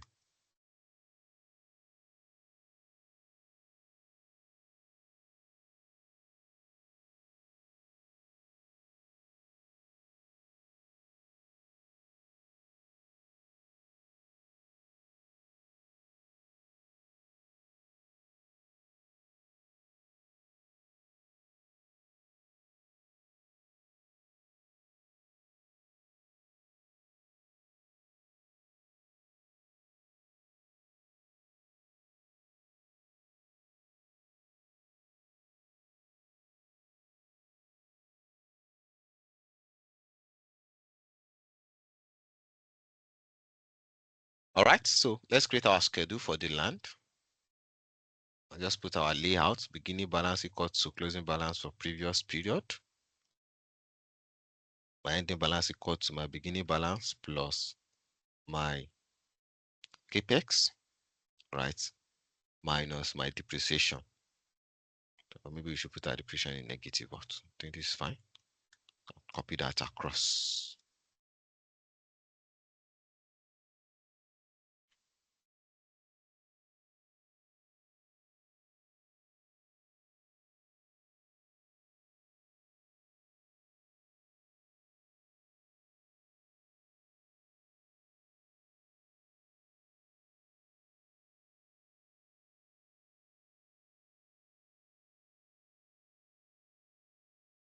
All right, so the land schedule, okay?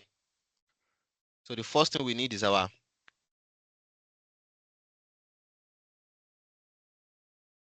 for our land calculation, for our lands, let's get started. So the new capex will now be equal to, so let's do it very well below. So one is capex, one is actual capex, right? Then the second one will now be capex for depreciation. Capex for depreciation. So we're going to have it like this. So for the actual capex equal to, I'll go to where we have the land capex, initial capex. Okay, initial capex now plus the maintainable capex. So we can see that. So the initial capex plus the maintainable capex, that's what will give us the actual capex. Drag it across and link that into the new capex. So equal to, link that to your new capex of your schedule. Link that to your new capex of your schedule. And we know that the next thing is for us to do what? To do the depreciation.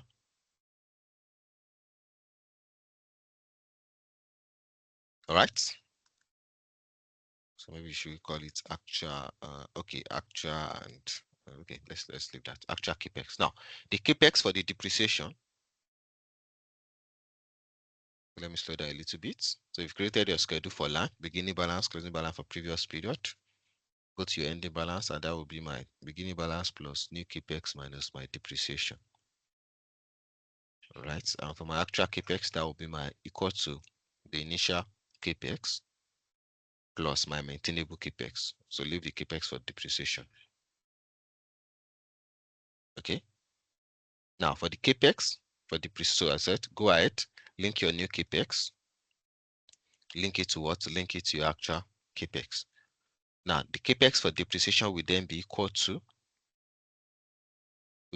what? Will be my capex for depreciation plus my what? Plus my maintainable capex. Enter.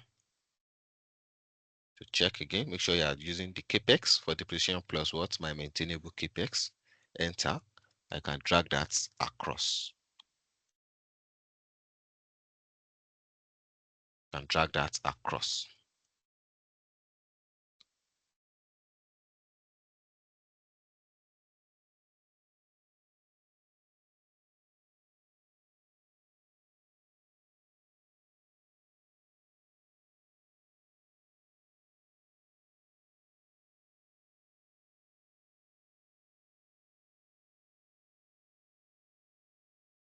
So your capex for depreciation, so that would be your what?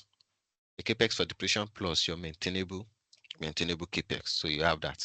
Now let's now do. So the next thing is let's link our depreciation, the asset lifespan. Let's link that to our input. So equal to, come to my input, my land, which is in year, then multiply by what? Multiply by months in a year. So you convert that into a month. Now we have two approaches when it comes to this depreciation, especially when you are building for a kind of model like this, where you have your monthly laid out. So the first question is, you are saying, should we be charging our depreciation on monthly basis, or should we assume end of the year approach? So which means even if we have our monthly laid out from month 1 to month 12, that means we won't charge depreciation from month 1 to month 11. And the depreciation we eat the our financials in the month 12, which is the last month of the year, which we covered. I think we kind of use that approach for tax as well, where we are saying it's not as if you are paying your tax monthly, you compute your tax at the end of the period, right? But most times, it's always proper to kind of do it on monthly basis. Yes, so that it also shows the true picture of what you have. You have a question on maintainable capex. So as I said, maintainable capex, I did a complete webinar on it. You can check my YouTube channel to learn more about that. Yeah. Okay. Yeah. But what's the question, please? You can type in the chat box. Maybe something we can quickly address.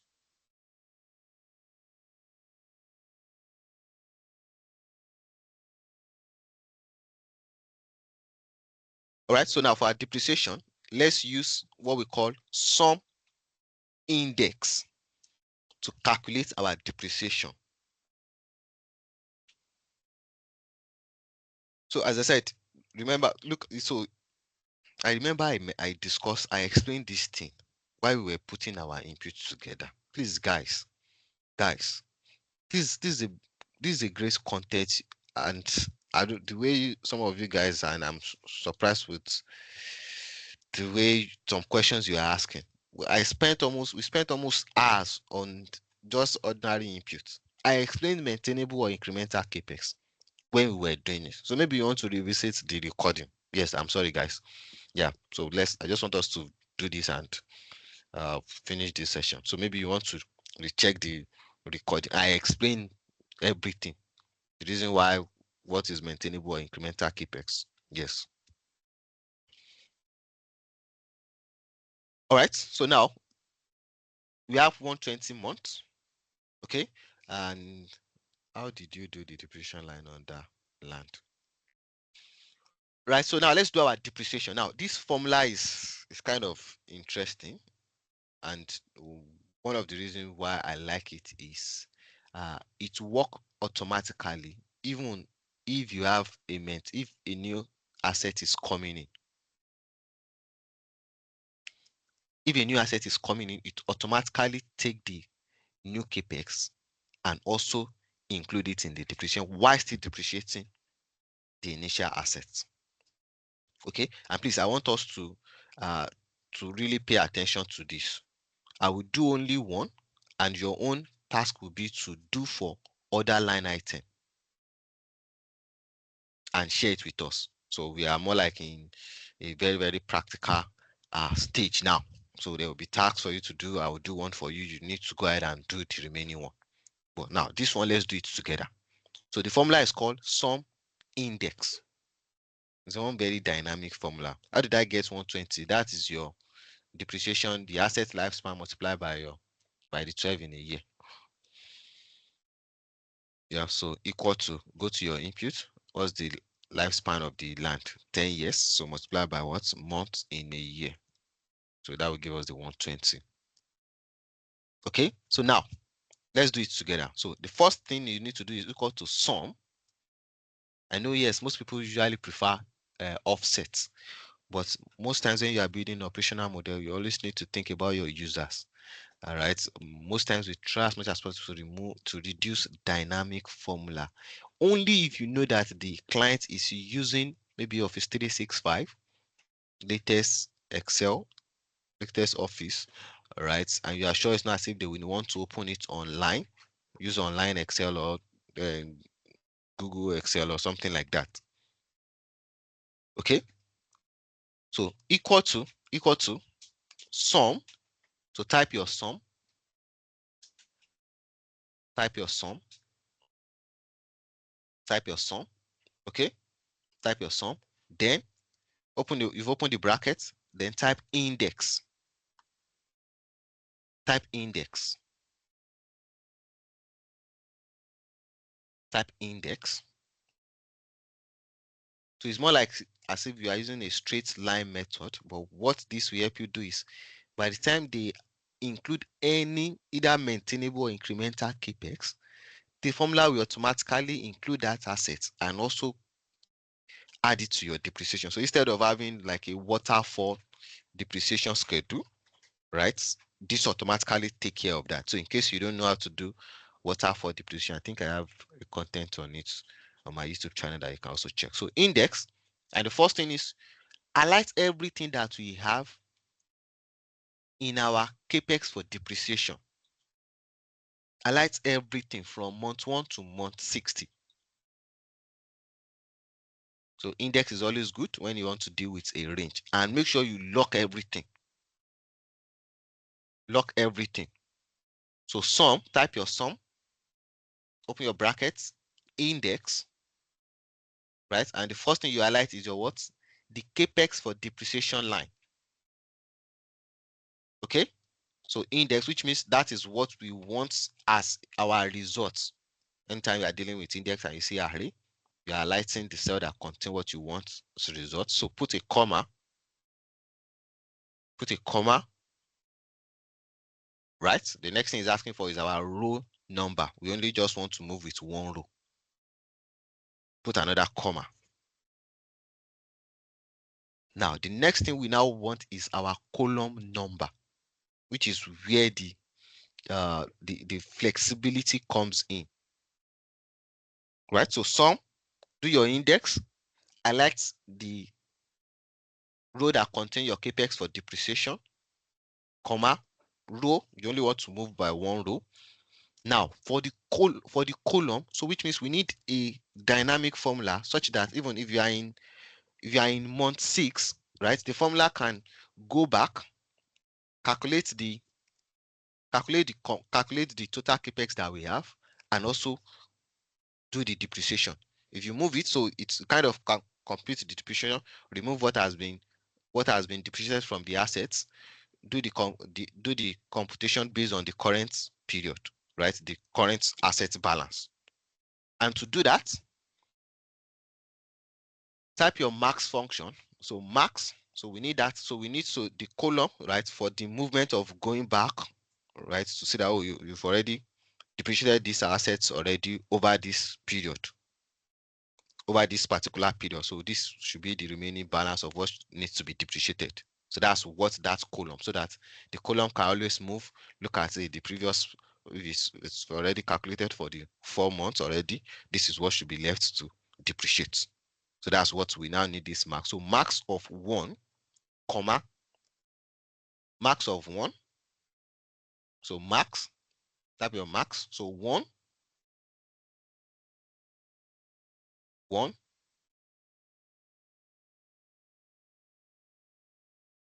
right? 1. Then our period. So we're this month 1 up to month 60 that we have here. So it's currently being formatted as month 1, but the value there is 1. So log the row.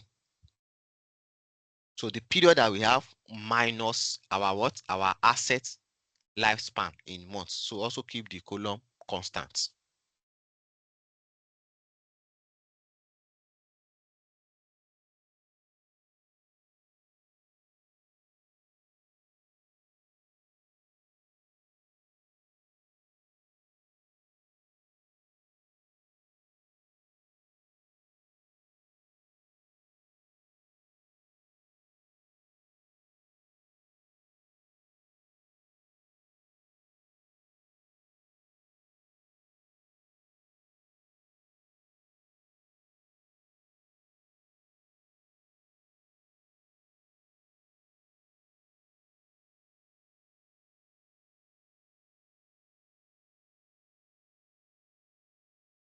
All right. So the period which you have here, month 1, all right, minus the asset lifespan in months. Okay. Then plus 1. Now you need to close the bracket 2 times. So what that max is doing is it will make sure, so maximum of 1, right? Then the current period minus, so which will always give you like something like a negative result. Okay. So you've closed the bracket 2 times, then put your colon. So which means we are now back to our sum. So the first index, we do the summation. We give us what the asset value is based on that current period, right? So it kind of look back, then semicolon and select the first month capex for depreciation. I know it's just one funny formula, right? Then close the brackets and divide it by the assets lifespan and lock. So okay, I think just keep the row constant for this one so that you can always reuse it.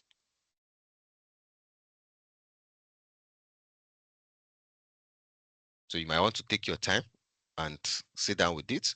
But if you prefer to use a waterfall method, yes, that's fine. But if you are dealing with where you have multiple assets, right? You just see that, and it's monthly to just be everywhere. Okay. So I know what some people usually do is they just kind of calculate the depreciation on yearly basis and they divide it by 12 and spread it across. So it depends on you, but I think this kind of works. So press enter, then drag it across. So drag it across. Drag it across. So the formula again. So don't worry, because of this formula, I will share the recording with you guys. Yes, so that you can take your time to look through it. So if you go through it, you see that the asset is depreciating. It's depreciating, and even let's take a look at how it works. So if you decide to go to the input and change the land, we change the land value. If you change the land year to 3 years, let's go ahead. Let's check. Why is it okay? Hello? Good afternoon.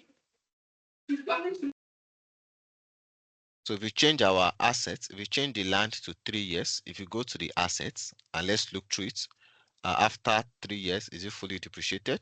So you can see this. So don't worry about this negative thing. So just after the period, is it fully depreciated? So yes. So remember, it's not starting from month 1. So it's starting from when the asset comes in a year. So if you count from here, I'm sure this should be up to 36. Yes, so which is correct, right? So yeah, don't worry about this. I think this one is just Excel rounding thing. So the good thing about it is if you now come to under let's say month 36, let's say month 36, the business just want to incur maybe like 10,000 USD. If you go back to your assets, you will see that it will automatically pick it up, right? And also continue the depreciation of that same asset. So that's one good thing about that method. The formula is kind of dynamic, kind of funny formula, but it works. It's still as good as if you are doing your normal waterfall. So let me reduce it. Now for our depreciation, we're not yet done. We said we cannot depreciate land. So if we change land to zero, we change the lifespan of land to zero. If you come back to our assets depreciation, we see that it's going to give us what? It's going to give us division error. So because there's nothing, it's not because we are dividing it by zero. So which means at times you might want to put like if error. All right. There's this school of thought that said you should reduce how you use your if error, but I think can still be forgiven. So put your if error formula in front of it, and at the end, comma zero and close the bracket so that whenever the lifespan is zero, for example, for this land, then there's nothing depreciating. Okay. Okay. Right. So now I know it's getting interesting. So we're going to call it a session now, but your own task against next session, please remember submission is very important. I've done for land. Your own is do for all these other assets, factory, building, do for the other assets. And after you are done, make sure you summarize it into property, plant and equipment and intangible assets. Please make sure you complete the task. Do for other assets. All you just need to do is copy this guy. I'll copy it, then you paste it down. Okay, then you go ahead and link them to the respective line item as required. Right, your schedule, you've already created that, and that will automatically compute or calculate on automatically. Once you are done, summarize them into which assets will come under property, plant and equipment, which assets will come under intangible. I think for intangible assets we only have I think production control software. I think that one is the only intangible asset. So once you are done, you go ahead, link everything to the respective line item in your financial statement and make sure your balance sheet balanced. Link everything into your monthly financial statement, make sure everything balanced, and also your annual financial statements. So I will share the recording with us once it's ready, right? Again, complete your assets, complete your depreciation for each of the line item, summarize them into PPE, intangible. Once you are done, go ahead and link them to your monthly financial statement. Make sure your balance sheet is balanced. So what goes into the profit or loss account, link it. What goes into the balance sheet, link it. What goes into your cash flow, link it, right? And your financial statements. Okay. No, I'm not sharing the Excel file. I'm sorry, guys. So you have the latest one, which you got in the last email. I will share the recording with you guys. Use that to update your own and send it. Please, let's stick to the instruction. As I said, we are getting to the advanced stage where we only take people that are serious and we are sure that yes, what we are dishing out is useful. Right. Okay. All right. So thank you everyone. Thank you for being part of the session. I'm sure, as I said, I know learning process is not always easy or simple as people used to think, but it's require a lot of sacrifice and dedication for you to make the difference. So thank you everyone, and let's make sure we enjoy the rest of the day. I will see you in the next session, and bye for now.